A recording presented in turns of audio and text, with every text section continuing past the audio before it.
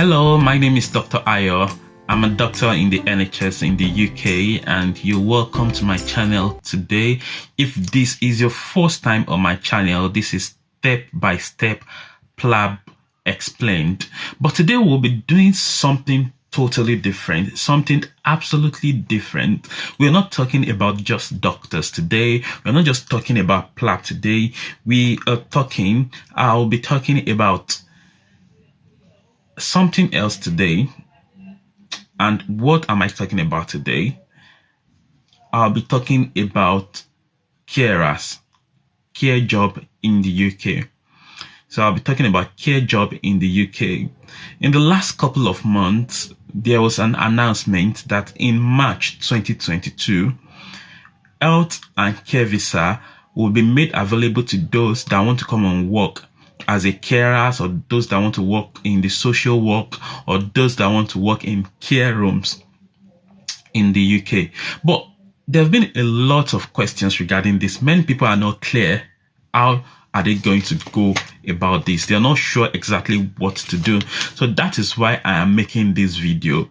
And the good thing about this visa is you may not need to write IELTS, or you may not need to score very high in your IELTS to get this visa. That's the good thing. And you don't have to be a nurse, or you don't have to be a doctor, you don't have to be a physio, you don't have to be a pharmacist. In fact, you don't need any previous experience in the health sector before you get this job. That is the good thing about this new scheme.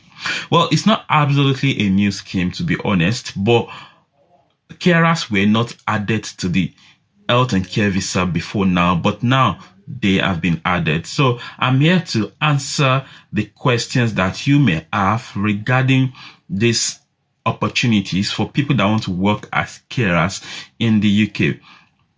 So I'll start by talking about the health and care visa and what it is. The health and care visa scheme is a scheme for people working in the NHS to come to the UK and work. So people that want to work in the NHS to come to the UK and work. A lot of people like doctors, nurses, physiotherapists have benefited from this health and care visa. The cost of applying for the health and care visa is lesser, is 50% the cost of applying for other tier 2 visas. So it's cheaper to apply for the health and care visa. Then you don't need to pay the IHS, that's the health surcharge fee. You don't need to pay it if you're applying for the health and care visa. So this opportunity is now open to those that even have no previous experience working in the health sector. So usually people that wants to come to the UK on tier 2 visa, there is a salary threshold for them. So for those coming with the health and care visa, this threshold is a little bit lower. So what do carers do? What do health carers do? Healthcare workers, what do they do? Usually carers and healthcare assistants, they assist in looking after vulnerable patients. This could be older people or young people with disabilities. So they look after them if they are vulnerable. In the hospital, healthcare assistants helps to also look after patients. They also assist nurses. The opportunity that is now opened, it means that from any country that you are, you can apply for a job as health care worker in the UK without any previous professional health course, like maybe you're a doctor or a nurse or a physio or a pharmacist. So you can apply for healthcare jobs in the UK and you can get it, and you can be issued a certificate of sponsorship which you will use to apply for your visa. And you don't need to write any English test to qualify for this job. So unlike if you want to apply to be a doctor or a nurse or a speech and language therapist in the UK, there is a particular English language requirement before you can even say you want to come and work. in any of these jobs in the UK. So now looking at the benefits of this this new opportunity about the healthcare workers. Previously, for example, when I was applying to come to the UK to work, I had to write an exam in the UK, which is known as the PLAB 2, and I had to save a lot of money just to sponsor my visa and to get into the country to write this exam. And after this exam, I went back home. Now, the problem with this is for people that fail this exam, they've spent a lot of money traveling to the UK to write this exam. Now, if they fail, they have to apply for another visa. They have to spend this money all over again. But look at it like this way. As a doctor, assuming if I finished my medical school, I knew I was coming to the UK to work, and I did the bit that I was to do back in my home country, and I applied for this healthcare job. I come to the UK, I'm working in the UK, then I write the other step of my professional exam, which is the PLAB 2 in the UK while working. So if I pass this exam, I can easily apply for doctor's job, then I get doctor's job. I just continue working on my health and care visa. Even if I fail the exam, there is little apart from retaking the exam again, there won't be any financial stress on me. There won't be any physical stress of applying for another visa on me. The same thing applies to nurses. So there's some nurses, they are struggling at the moment, maybe to pass their English tests. For example, they could come to the UK, start working as an health carer while applying for their English tests. And if they pass their English test, then they switch back to their profession, which is being a nurse. And some other people that are keen on working as a carer in the UK can even take advantage of this opportunity, even if they don't have any plan of switching to any job later. So there is also a word of caution. At the moment, they said this opportunity is for at least a year, but we can't say if they're going to continue this program after a year. So there is a chance that after a year, and the UK government could say you're no more needed in this kind of job because we have more than enough carers now. So we cannot renew your visa. So that risk is there. But looking at things, I don't think that is likely because the UK needs a lot of carers now. So I don't think this is something that would end after a year. I think it will continue for a little while longer. How long, I can't say. But I would say anybody that is coming to take up this job should have a future plan. What would they do if the government say for the healthcare workers, they don't, for health carers, they don't plan to renew their visa, they don't plan to continue this program, such person would have to go back to their country. But if you have other plans, and for example, if you're a doctor or a nurse and you've completed your exams, even if they say they're not renewing your visa based on that, you can apply for other jobs and continue working in the UK. Okay, so I've seen a lot of people organize webinars and seminars, and people are paying a lot of money. They're paying a lot of money to attend these webinars or seminars, which I don't think is fair, because every information you're going to be given in these webinars or seminars, you can find it on the internet. It is available on the internet. No seminar would give you more than what I am going to give you today. No seminar, no webinar would say more than what I'm going to say to you today. So, but many people, the problem with a lot of people is that they don't trust the information they have. They believe that, oh, if I go ahead and register for this webinar and I pay for it, they're going to give me more than what I've seen on trusted websites or trusted YouTube channels online. It's not true. You're not going to get more than what you will get from trusted government website and trusted YouTube channels in these webinars. So I am going to explain ABC of everything you need to apply for this health carers visa, or to apply for healthcare jobs in the UK through the health and care visa. Okay, so the first thing that you need to do is to search for the jobs that you want. And that is where it gets a little bit tricky for those that are not used to searching for jobs in the UK. It could be a little bit tricky for them. What do I mean by tricky? Because you need to search for the right jobs. You need to look for the right jobs. Apart from that, you need to ensure that the salary threshold of the job you are applying for meets the salary threshold for health and care visa. The salary threshold for health and care visa is £20,480. £20,480 annually.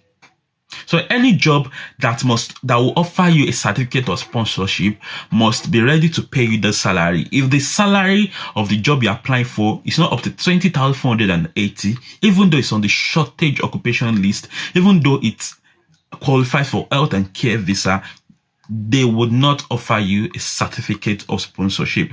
So the first thing you're doing is ensuring you're searching for the right jobs.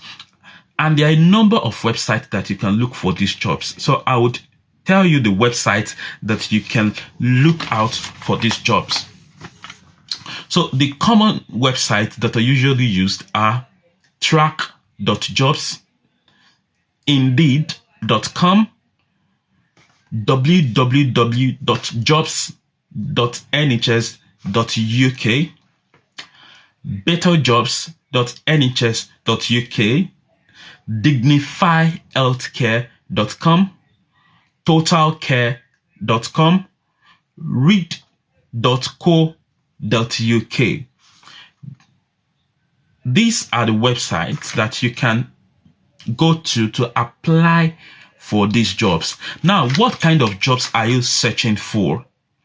What kind of jobs are you searching for? So, because you must search for the right jobs. So, you're looking for jobs so what are you going to put in the search box? The things you put in the search jobs are senior healthcare assistant. So, search for senior healthcare assistant jobs, band 3 or band 4 nursing jobs. This is especially on track.jobs. So when you go to track.jobs, you create an account. So you create an account, for example, on track.jobs. You create your profile. Then you go to vacancies or job search and search for senior healthcare assistant jobs, or band 3 or band 4 nursing and midwifery jobs, care assistant, care worker, carer, home care assistant, home carer, and support worker. Again, I'll go through the list of the jobs that you should search for. Senior healthcare assistant, care assistant, care worker, carer, home care assistant, home carer, support worker, and band 3 or band 4 nursing jobs. But while looking at these jobs, ensure that the salary threshold is at least 20,480. The salary you're willing to pay annually is 20,480. That's the minimum. That's the minimum. If it's not up to that, you won't be offered a certificate of sponsorship. And for those that are not familiar with applying for applications for visa in the UK, you need a certificate of sponsorship before you can apply to come and work in the UK. Now, what are the requirements? What do you need to apply for these jobs? What do you need? So, basically, you don't need any special qualifications, but there is something that they usually ask for. That is the NVQ certificate, either level 3 or at least level 3 for most of the jobs. But you can do these NVQ courses on some website, even free, or some would offer it for very little amount. NVQ courses, level 3, minimum of level 3. So which websites offer these NVQ courses? Which website? So you can see some of these courses on futurelearn.co.uk, joinsocialcare.uk, ispeedtraining.co.uk, coursesonline.co.uk, hbcompliance.co.uk, read.co.uk, open.ac.uk, hee.nhs.uk, skillsforcare.org.uk, comparemoney.com. So some of these websites would offer you free. This course is free. This NVQ course is free on your website. So I wonder why people are paying money to some people offering some seminars, and some people pay like £5,000. I've had people paying £5,000 to get this information. You don't need to. So that's why I want you to forward this video to everyone that you think needs this information. They don't need to pay. This information, I don't have any special access to this information. It's all over the internet on reliable websites. They are on reliable websites. Okay. So when you do this course, it's going to boost the application. But I've seen people get jobs without even doing this course, although before they start the job, they would most likely have to do the course. So what else do you need? How can you ensure you get this job? Like I said, usually you just need the basic educational qualifications. Like in where I come from, they call it O level. That's ordinary level. If you have that, you are okay to apply for this job. But that doesn't mean that you would definitely get the job with O level, because it's very competitive. A lot of people are going to apply. So if you have experience in healthcare, working in healthcare, you have a lot of advantage. So if you're working as an healthcare worker in your country, or you have experience working as an healthcare assistant, you have an advantage, because like every other job, experience counts. So experience counts here. If you have a certificate in an health-related course, you have advantage. For example, if you're a nurse and you've not yet completed your license exam for the UK, or you're a doctor, you've not yet completed your license exam for the UK, if you're a pharmacist, a physiotherapist, you've worked in the health sector, you know how it runs, you know the challenges of the health sector, and you have an advantage compared to someone, for example, who has no healthcare. No, you are at an advantage compared to someone who has no experience working in the healthcare sector. So it's a very competitive job, but you don't need the experience, but the experience gives you an advantage. Okay. So what else do you need to apply for this job? So you need the NVQ course. You don't need an experience, but having an experience working in healthcare setting gives you an advantage. You need at least O level. You need to academic achievement, at least ordinary level or O level, or equivalent of O level. Okay. Then you need to have a very good. So when you apply for the jobs on this job, you need to give a very good reason why you should be hired. They ask you a couple of questions. They ask you about supporting information. You need to let them know why you are keen on getting this job. If you have experience in healthcare setting, put it there. Oh, I've worked for 5 years in the hospital. I looked after patients. I did this and that in the hospital. Brilliant. They would love that. Look at the values of the hospital or of the healthcare setting you are applying to. Look for what they value. Let them know that you, as a person, you have those values also. For example, if you're applying to an institution that values hard work, you need to let them know how hardworking you are. You need to let them know if you've gotten awards because of your hard work. So those are the kind of things you should put when you're applying for this job. Then what happens after application for this job? A lot of people would, what happens after application for this job? So you apply for, don't just apply for one or two, apply for as many as possible.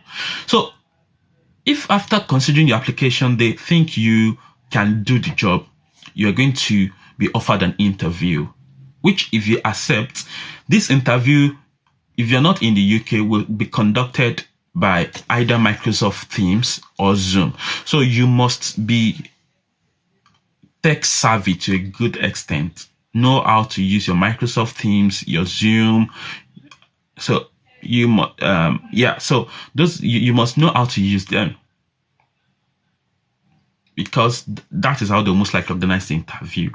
So you do the interview, and if you're successful with the interview, you would be offered the job.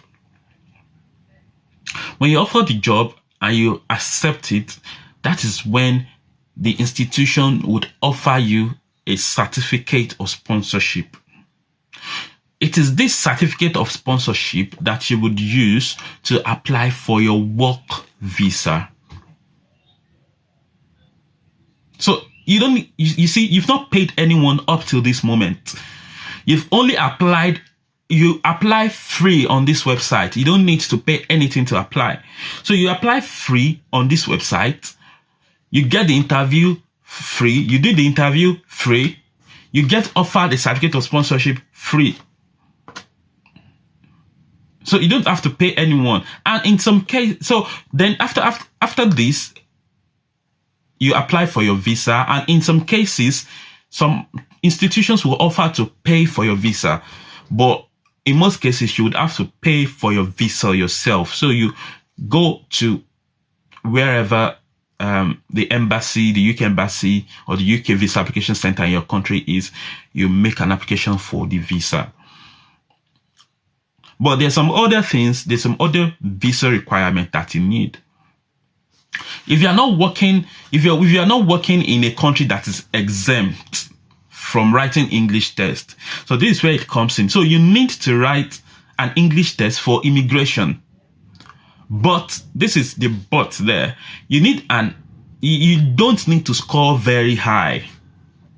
So for example, as a doctor, I had to have a minimum of 7 in every part of IELTS exam.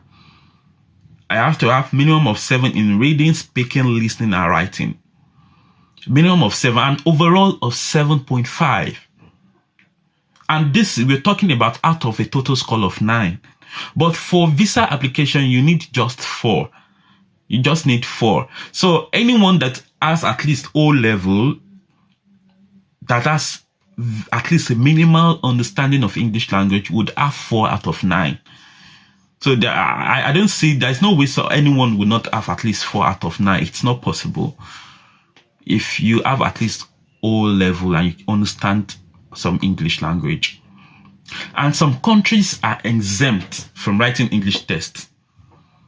So some countries like Antigua and Barbados, Australia, Belize, and some other countries, they are exempt from writing English tests. Well, a lot of countries would have to write it, but you need just 4. So this is where you have to pay also, and this is where you have to pay also. So you're not paying anyone, you are paying those organizing the English test. And it's not usually too expensive to write it. So the things you will need to apply for your visa, your certificate of sponsorship is number 1. 2, your English test with minimum of 4 out of 9 in the IELTS examination. You need a tuberculosis test if you're coming from some countries. So you need a TB test. to be negative, then a police report from your country that you're not a criminal and you have no criminal records. So those are the things you would need to apply for a work visa. So after applying for your work visa, then usually it doesn't get denied. You get your visa. Some institutions will pay for all these things for you and pay for your flight. And yeah, you're here working in the UK. It's as simple as that. It's as simple as that. Very straightforward. So there are some questions, frequently asked questions that people have asked me. How long is it valid for? For 12 months initially, but it could be longer. And if you are using it as a stopgap, you could use it as a stopgap and change to another career. Do I need an English test? I've explained that. Do I need to pay for anything? You don't need to pay for anything apart from your visa application, your tests, and your English test, your TB test, your flight. That you don't need to pay anymore. Financial implications of this. So the cost of visa is for health and care visa is about £232 for visa up to 3 years and £464 per person for visa more than 3 years.